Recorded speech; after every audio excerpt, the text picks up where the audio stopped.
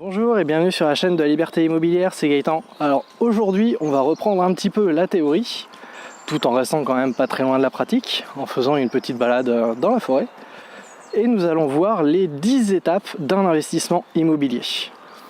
Alors, première étape, qui va peut-être vous sembler bateau mais qui est très importante, c'est la recherche du bien immobilier. Vous avez plusieurs façons de faire, soit vous allez voir directement en agence, soit vous cherchez sur internet. En général, les agences immobilières ont un site. Vous avez aussi les sites très connus, Se Loger, Le Bon Coin, PAP. Bref, les solutions ne manquent pas pour rechercher un bien. Une fois que vous avez listé vos biens potentiels, il faut aller les visiter. Donc prenez rendez-vous avec le propriétaire ou avec l'agence et vous allez visiter le bien, poser des questions, savoir s'il y a des travaux de prévus par exemple dans l'immeuble, si c'est un immeuble. En général, c'est une très très bonne question à poser pour la suite. Ensuite, une fois que vous l'avez visité, si le bien vous intéresse, vous pouvez faire une proposition. La proposition, vous êtes libre du montant. Ça, là-dessus, vous n'avez pas trop à vous poser la question. Je crois qu'il y a un animal pas très loin. Je ne sais pas ce que c'est. Donc vous faites votre proposition au propriétaire ou à l'agence et derrière vous verrez ce que ça donnera. Une fois la proposition faite, vous avez soit un refus et auquel cas en général c'est fini, ou alors vous pouvez demander une contre-proposition ou en refaire une. Et si vous arrivez éventuellement à une contre-proposition, la plupart du temps ce qu'il faut faire c'est une contre-visite avec un ou plusieurs artisans pour des travaux éventuels. Donc si vous n'en voyez pas, si tout a été refait et que vous faites confiance au vendeur, petit spoiler, ne faites jamais ça, vous pouvez passer cette étape-là et arriver à celle d'après. Moi je vous recommande tout de même de faire une visite avec des artisans qui verront peut-être pas les mêmes choses que vous, mais avoir un œil supplémentaire sur un achat, ça peut toujours être un très très gros plus. Donc une fois que cette contre-visite avec votre artisan est faite, que vous avez potentiellement fait une contre-offre, que cette contre-offre est acceptée, disons. Félicitations, vous allez maintenant pouvoir aller signer le compromis d'achat.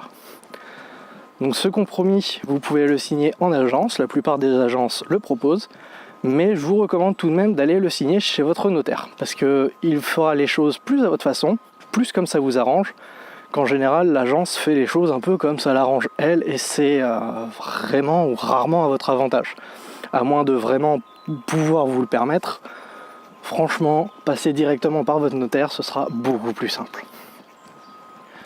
Donc une fois que vous avez signé le compromis de vente, vous passez à l'étape recherche du crédit. Et oui, parce que si vous n'avez pas l'argent, vous n'aurez pas le bien. Donc vous allez chercher auprès de diverses banques ou éventuellement d'un courtier, qui peut aussi se charger de rechercher le crédit pour vous. Et en général, vous avez un délai d'environ 2 mois pour trouver un financement pour votre bien immobilier.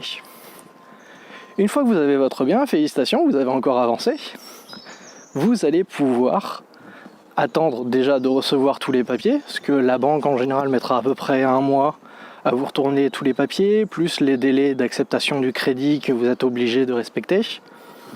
Il s'écoulera à peu près 1 mois entre le moment où vous aurez l'accord de crédit et où vous aurez réellement le crédit. Une fois le crédit obtenu, vous reprenez rendez-vous cette fois-ci obligatoirement avec votre notaire pour aller signer l'acte authentique d'achat du bien. À cette signature, félicitations, vous êtes propriétaire de votre nouveau bien, mais l'aventure n'est pas finie. Sinon, ce ne serait pas drôle. Maintenant que vous êtes propriétaire, vous allez pouvoir passer à la phase des travaux. Si vous n'en avez pas, tant mieux pour vous. Si vous en avez, il va falloir voir votre artisan ou vos artisans, suivant ce que vous avez choisi, pour réaliser tous ces travaux. Vous avez une autre solution pour les travaux, c'est de passer par un courtier en travaux. Donc au même titre que votre courtier a visité les banques pour vous trouver un crédit, le courtier en travaux a son portefeuille entre guillemets d'artisans et va vous proposer les artisans les plus aptes à travailler avec vous. Après, suivant le courtier en travaux, il peut potentiellement suivre également les travaux, ce qui est mon cas. Mon courtier en travaux va suivre les travaux du début jusqu'à la quasi fin. La fin, je dois la réceptionner moi-même. la réceptionner moi-même, pardon. Une fois que les travaux sont finis, que vous avez éventuellement meublé votre bien, vous passez à la recherche des locataires si vous n'en avez pas déjà.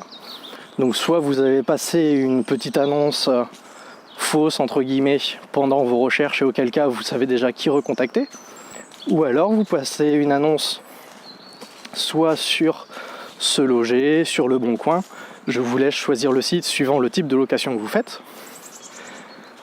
Et une fois que vous avez trouvé vos locataires, la dernière étape n'est plus que de toucher les loyers. Et en général, ça s'arrête là, avant de recommencer de zéro avec un nouveau bien que vous rechercherez sur internet ou via éventuellement votre réseau d'agents immobiliers, parce que à force de visiter des biens, vous commencez à bien les connaître.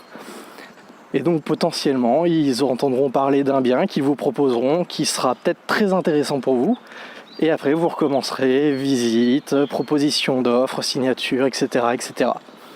Voilà, j'espère que cette vidéo vous aura plu. Si c'est le cas, n'hésitez pas à laisser un petit pouce bleu, un commentaire, si jamais vous avez la moindre question ou quelque chose à me dire.